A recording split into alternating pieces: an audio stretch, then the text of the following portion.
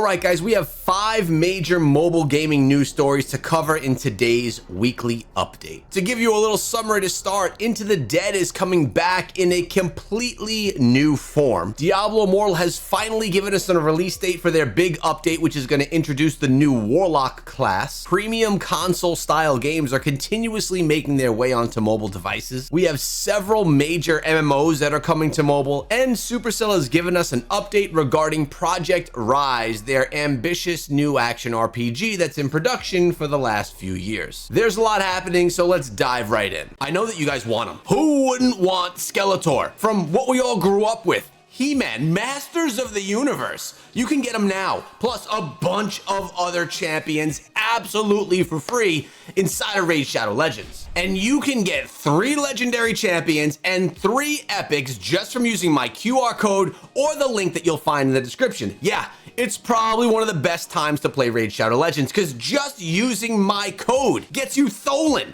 a dwarf who's actually an insane nuker inside of the game that you will use from day 1 all the way until the end game. Oh, by the way, thanks to Raid for sponsoring the video. Now, in addition to Tholin, who I absolutely love, you're also gonna get Padraig. He is one of the best buffers inside of the game. You get him from utilizing code WRATH, W-R-A-T-H, as soon as you download the game. Use my QR code, use my link, put in code WRATH, and you have 2 legendaries right off the bat that are gonna help you dominate all the competition. And then, as I mentioned, after 7 days of logging in, you unlock Skeletor, your 3rd legendary. And I mentioned the 3 epics that you'll get as well. Those 3 epics are going to be Uugo, Tagoar, and the Mage. My favorite is Uugo, another epic that you will use from day 1 all the way until the end game. So what a great time to start playing Raid. And there's something else very interesting because right now I have 2 spots open inside of my clan.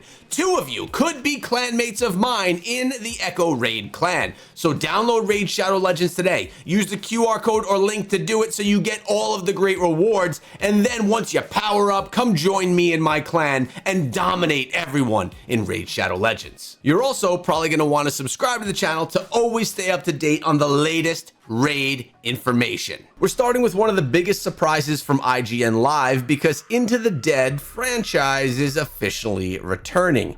Into the Dead Crimson Heights was revealed on June 7th, 2026, but this is not the traditional mobile sequel to the original endless running mobile zombie games.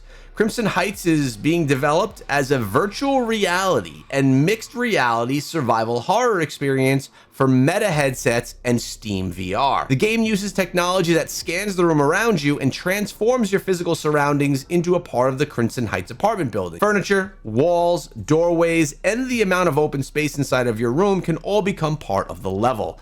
This means a table in your home could become something that you hide behind, while the walls and furniture help determine how you move through the environment. Instead of simply seeing zombies placed inside of your living room, the game's attempting to turn your room into an actual survival horror location. Players take the role of a new superintendent of the Crimson Heights apartment building during the beginning of an outbreak in Walton City.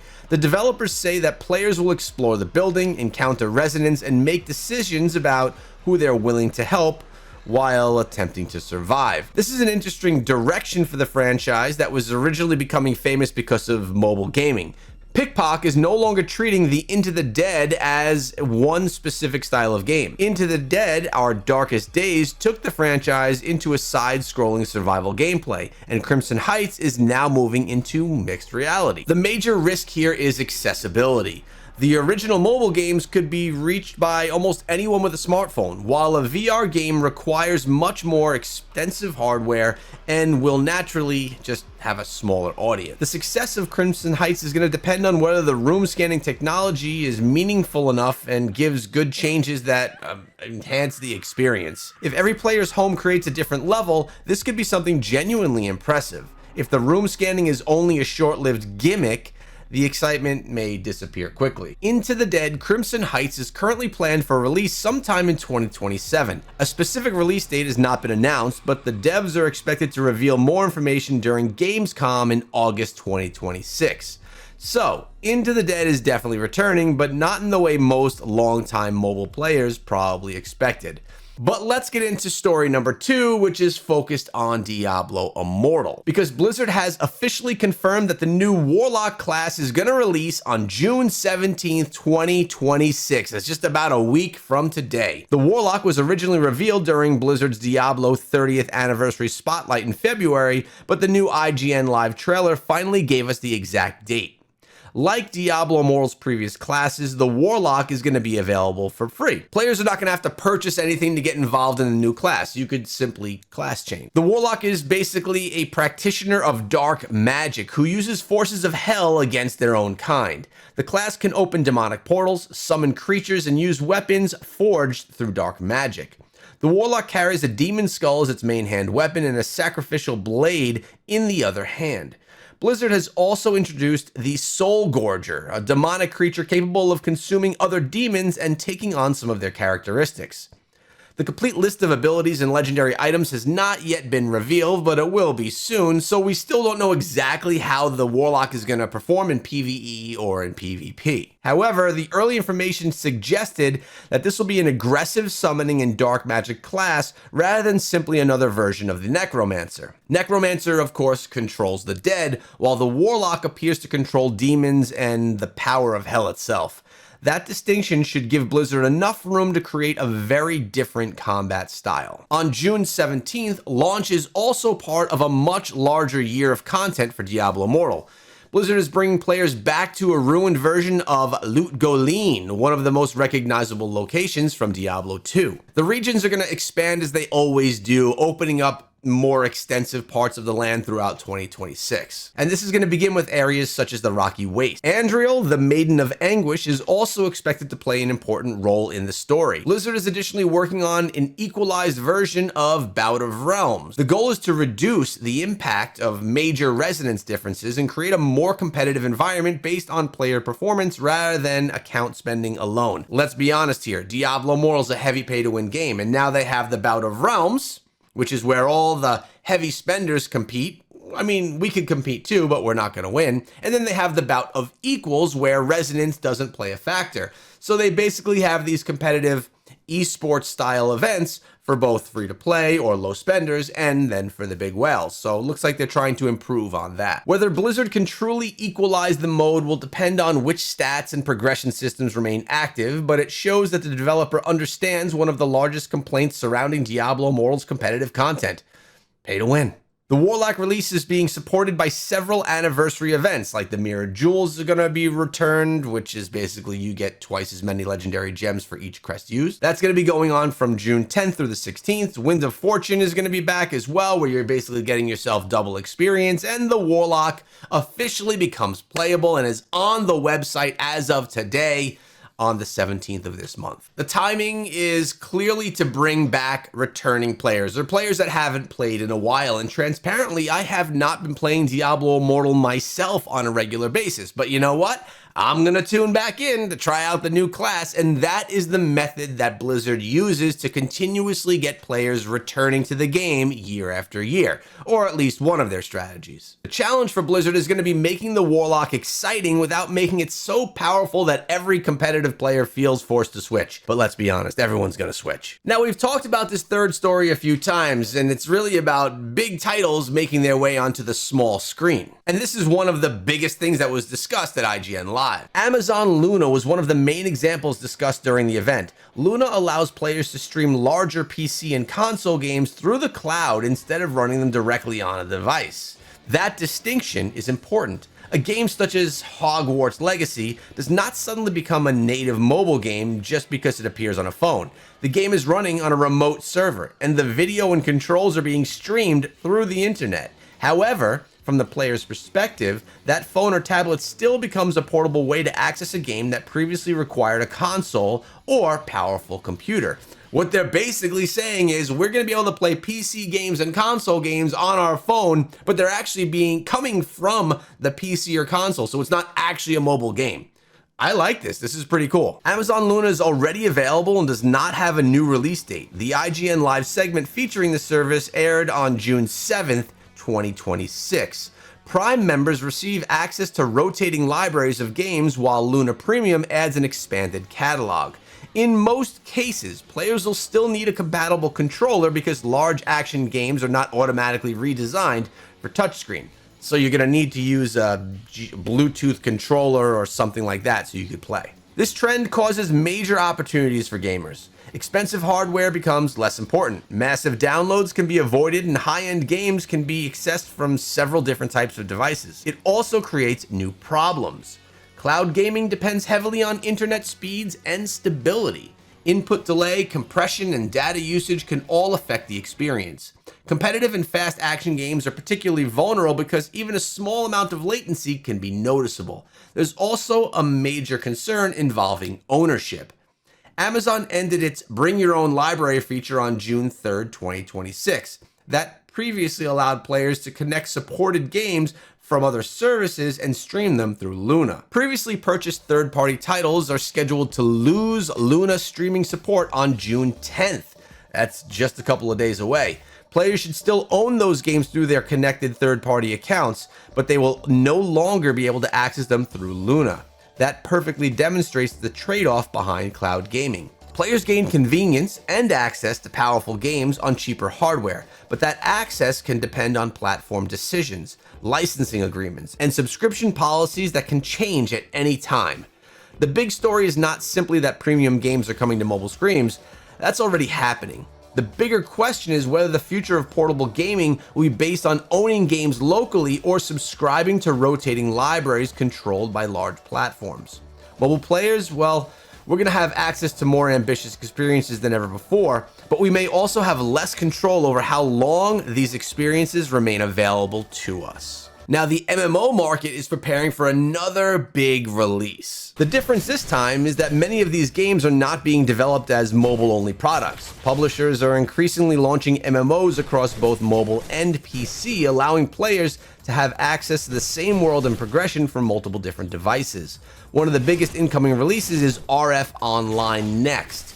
Netmarble opened global pre-registration for RF Online Next on April 22nd, 2026. The game is the official sequel to RF Online and is being prepared for release on both PC and on mobile. RF Online Next continues the franchise's science fiction identity with mechanical combat suits, large battlefield machines, summons, and aerial combat. Its biosuit system allows players to change combat roles without creating an entirely new character for every class. Essentially, the suit is going to be acting as classes, so you can switch to whatever gameplay style you're in the mood for. This could give players more flexibility when joining different types of group content. Some storefronts have displayed June 18th as an expected release date, although Netmarble has not yet presented that day as a final worldwide launch date. Until that company confirms it directly, June 18th should be treated as an expected date rather than a guarantee. Mabinogi Mobile is also expanding into additional regions. The game is currently scheduled to launch in Taiwan and Hong Kong during July of 2026, with a Japanese release planned later in the year.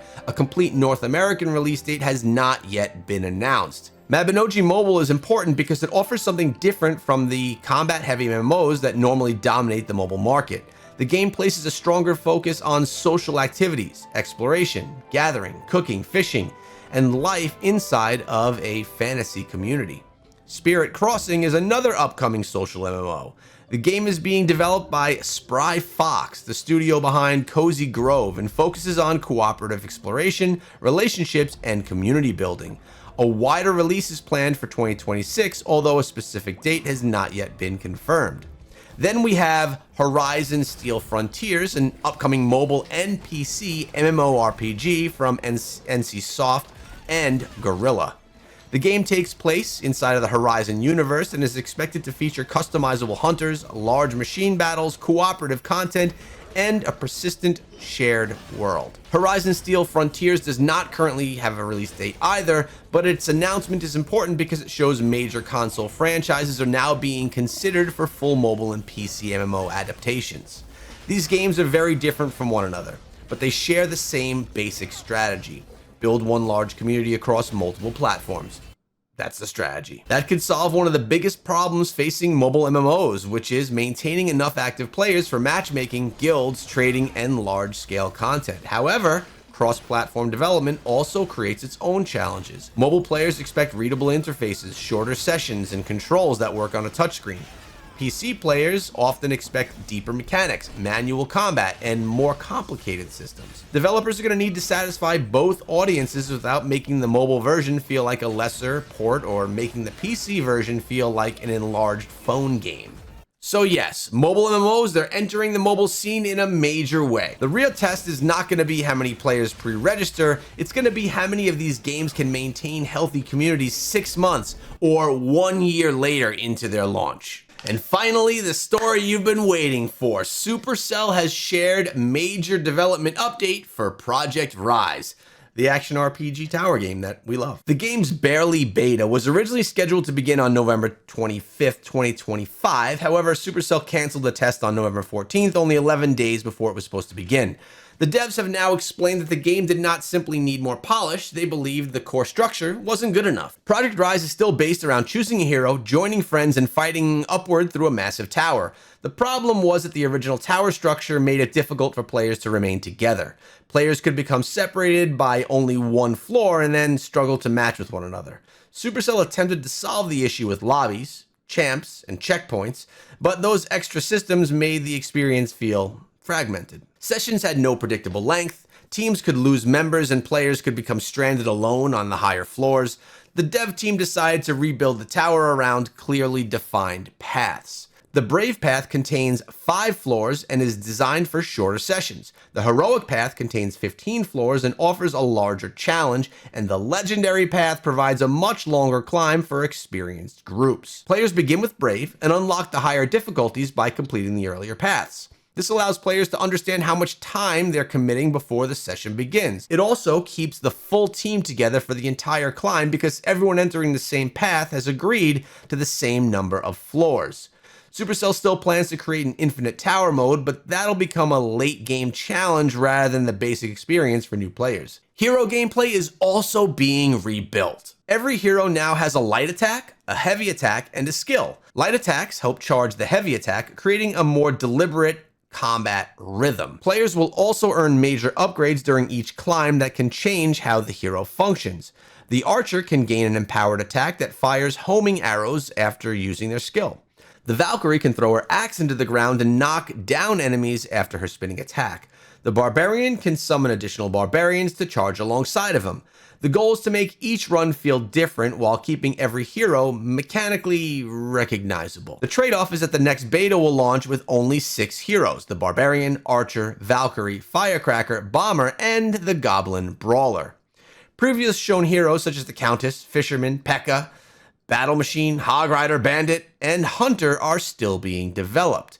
Supercell says it would rather release 6 complete heroes than fill the roster with characters that don't have enough depth, and I personally agree with that. They could always bring those characters later on. Leaderboards, voice chat, unlockable skins, and the season shop are still planned. Supercell also says that they have made significant improvements to aiming, controls, and performance under poor network conditions. The rebuild update was released on May 20th, 2026, at least internally. However, this is still no confirmed date for the next beta. Supercell says that the test is getting closer and it's not too long away, but players have not yet been given a specific day or month. The last thing that we want to see as Supercell gamers is another Squad Buster situation happen. If Project Rise does make it to global release, we want it to be the best game it can be, so that it can live on forever for 10 plus years. It's an action RPG, which I love, in a Supercell universe, which I love, which actually makes it quite different from MoCo, which has currently been released as well and is a heck of a lot of fun to play, but still very different. And I actually think that Project Rise, having the whole Supercell IP behind it, will be helpful to its success. So those are the 5 biggest stories of the week in the mobile gaming space. Let me know which of the 5 impacts you the greatest. Are you still waiting for Project Rise? Are you switching on June 17th to the Warlock, or are you getting your VR headset ready to go for some zombies in your living room? Make sure you subscribe to the channel for the next video.